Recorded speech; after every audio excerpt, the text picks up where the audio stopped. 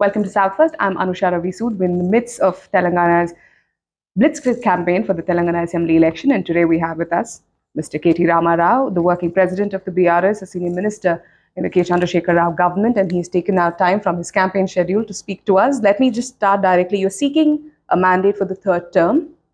What are your challenges this election, and how do you want to address it? Firstly, you're called South First, so let me remind you and your audience that no chief minister in the south of India has ever scored a hat trick.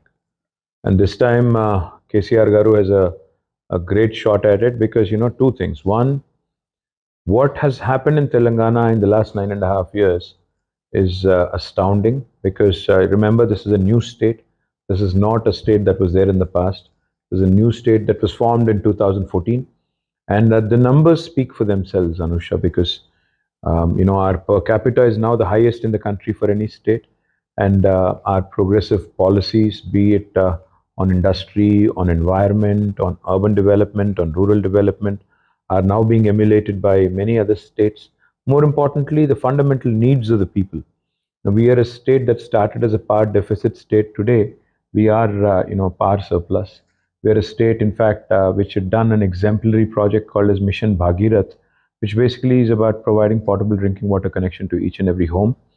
Now, Government of India is emulating us, and they are doing what is called as Har Ghar Jal. So, we're a pioneer, we're a torch bearer in many fronts, including irrigation projects and number of other things, and including, creation of wealth for the state.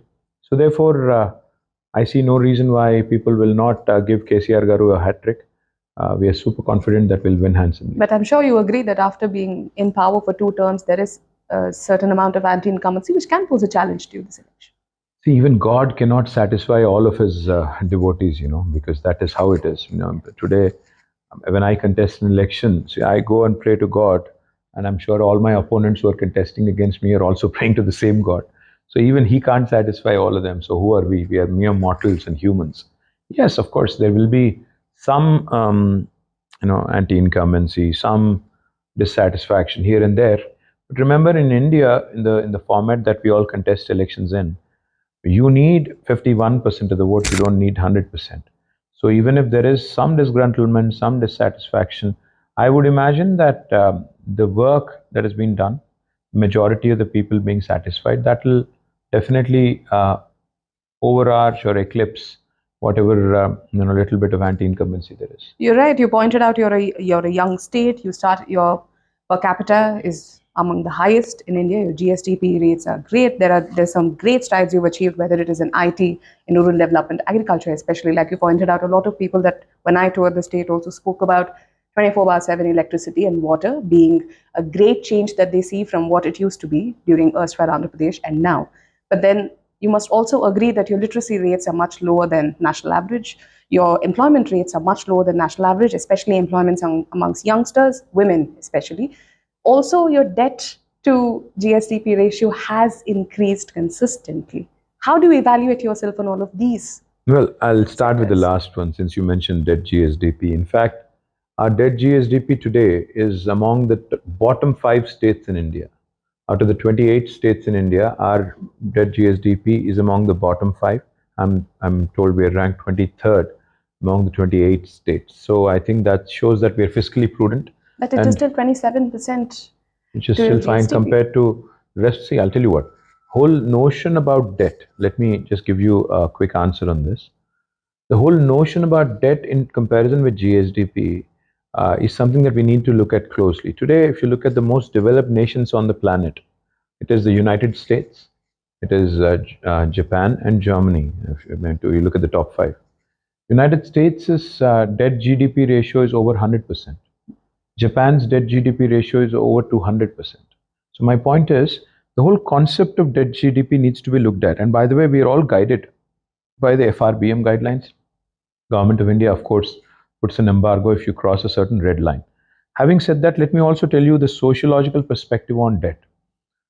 Anusha, there was a time in India, not so long ago, in the, say, 2 decades ago, maybe 3 decades ago, when an employee or a person would get a job, it could be in the private sector or a government job, their thinking was that they would probably retire and then own a home of their own.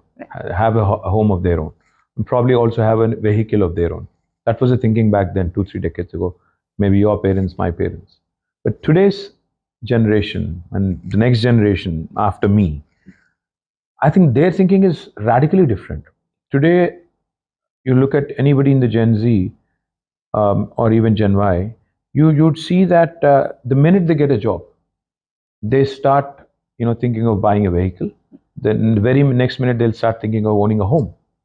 So you see the generational shift that has happened in the people of India, unfortunately, has not happened in the governments in India. A growing state, what we ought to look at is where are we investing this money when we borrow? Telangana has, of course, raised a substantial debt. Where did we invest it? We have invested it in productive sectors. We started our journey as a power deficit state. Where did we invest the money? We invested in creating power infrastructure.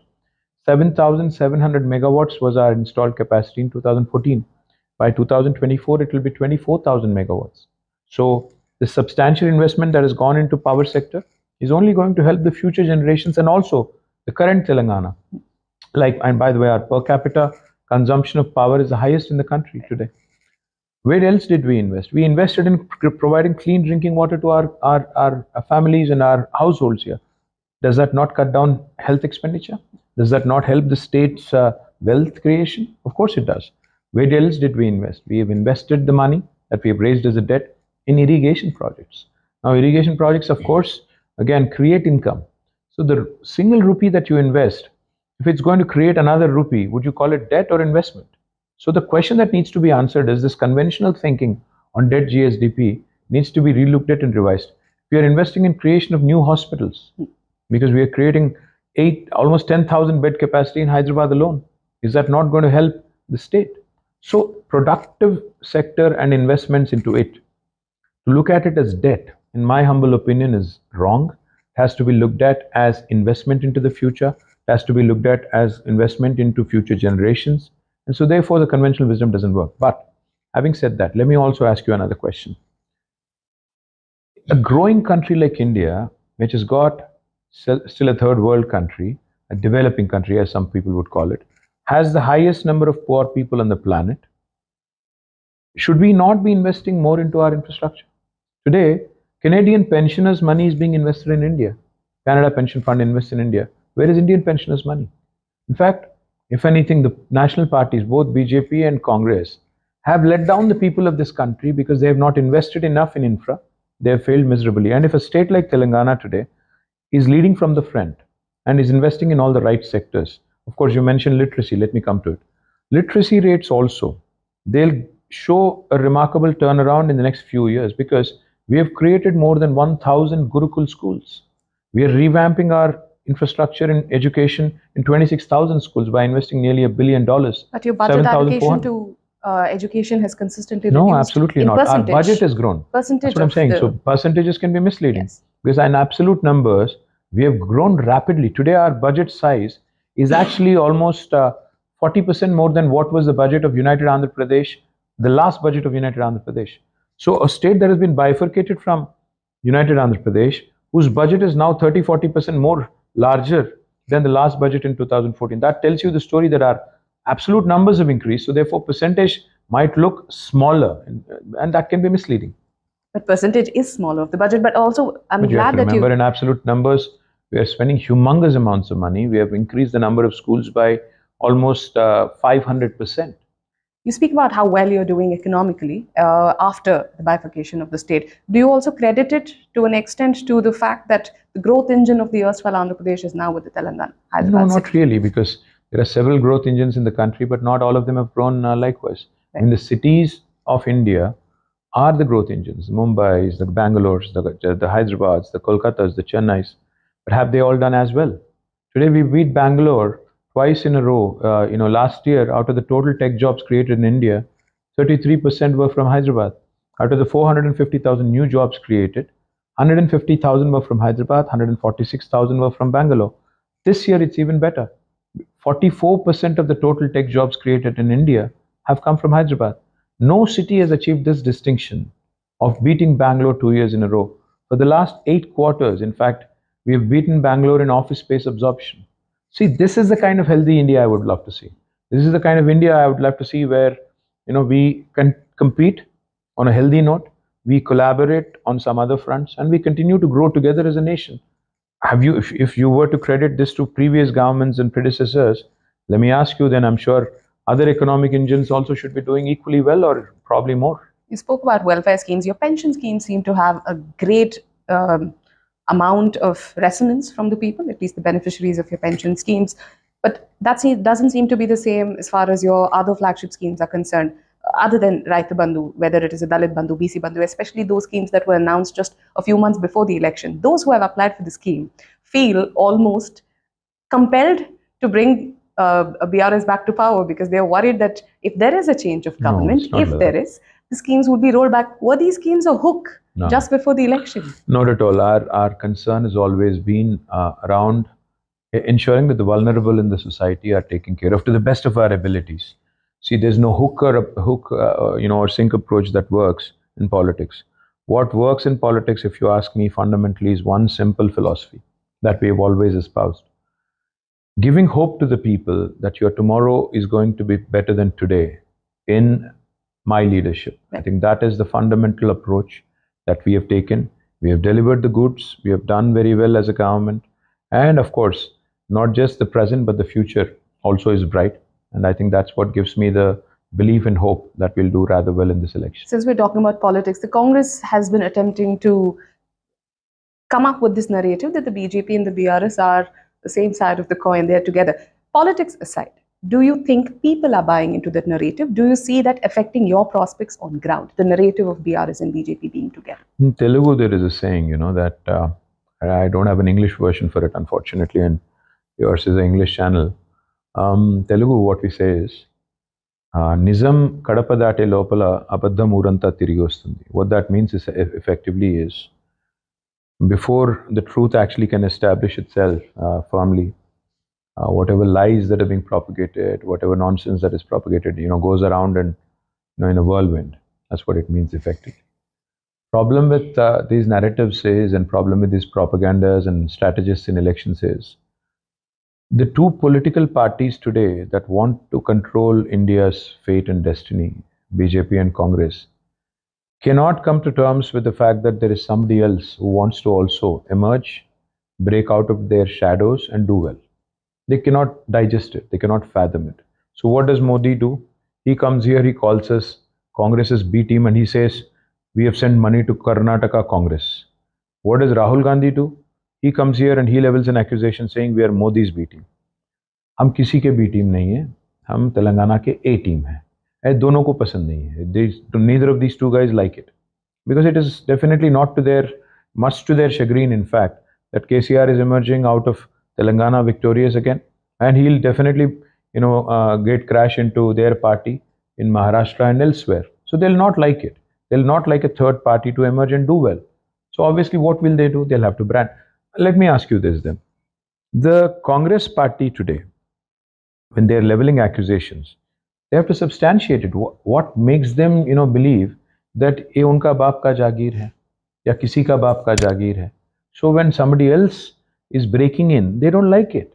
So therefore, they have to come out with random, unsubstantiated, nonsensical allegations. And by the way, let me also add, अगर आपने कुछ किया है, if you have done something on your own, you should let us speak about that, no? Why dwell on rhetoric, that to a negative rhetoric? Let's talk, let's talk about stuff that you have done in 55 years. Let's talk about the work that we have done in 9.5 years. Or let's even compare notes with what you're doing elsewhere. In Karnataka, for example, the Congress has come to, power, say, few months ago. It's been a disaster already. They have done so miserably now that farmers are protesting everywhere. Farmers are actually letting out crocodiles into the substations, electricity substations.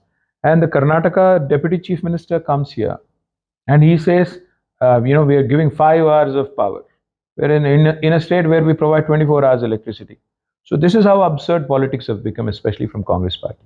This is a measured stand, keeping in mind the 2024 Lok Sabha election too. Now that there have clearly emerged two fronts, there is a BJP-led NDA, and then there is a opposition party, large opposition parties led India alliance, and you've chosen not to be part of either, which means that you were also attempting to form a third front. Mr. KCR was attempting to bring together a group of regional We parties? tried all of that. We tried all of that. And then we realized that every party has its own stands and compulsions in its respective backyard, its respective stronghold.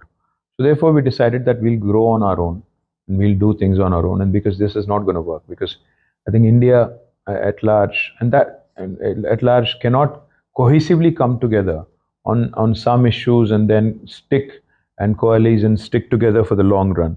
So what we decided was that we'll start organically growing on our own. So we wanted to actually test the waters in Maharashtra. We have done well in the recent panchayat elections. Hopefully we'll grow from strength to strength and we'll gain a strong foothold there. The whole bipolar version of India that they would like us to believe, that there is only this camp or that camp, either you're with us or against us. We don't subscribe to that philosophy at all. We've been equidistant from both camps, both BJP camp and Congress camp, and will continue to remain independent. Not just us, but there are 13 other very strong parties which belong to neither of the two camps. So who knows what future has in store? Your party leader, MP, Mr. KCR's daughter, your sister, she's been championing the cause of women's reservation bill, but the spirit of her fight does not seem to reflect in your candidate list. Yes, in fact, what we had done was we had repeated almost 95% of our sitting MLAs, which is a rarity in today's Indian politics because loyalty is not, something that many parties seem to respect. We have. Right. Whether it will pay off or not, we have to wait and see. But yes, unfortunately, because of that, we had to, limit our number of women candidates to a very meager sum. But hopefully, since our party has also voted for the women's reservation bill. But by the way, let me also tell you, being a bit defensive here, I know, but still, none of the other parties also have done very well on the women representation. So if you have to attribute, the, what do you call it, nuksan or, Telugu we say tila papam tala pidikedu. So you'll have to possibly spread it around also, in terms of, but once the women's reservation bill is passed and now that they're saying 29 or 34, the post-dated check will be cashed.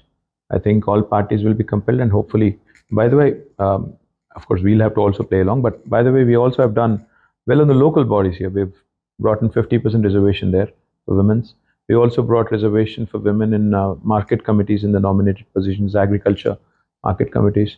So whatever was in our capacity, we have done it, but with this assembly elections, unfortunately, we couldn't do justice.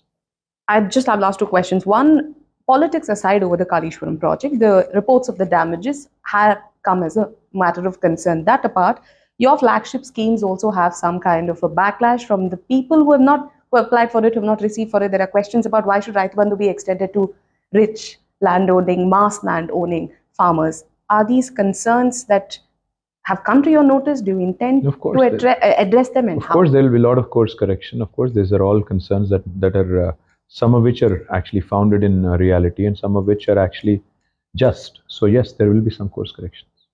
My last question to you. I understand the advantages of being the Chief Minister's son. What are the disadvantages? Well, I can't complain. I don't think I should because, you are privileged. And if this privilege start complaining, then it's wrong.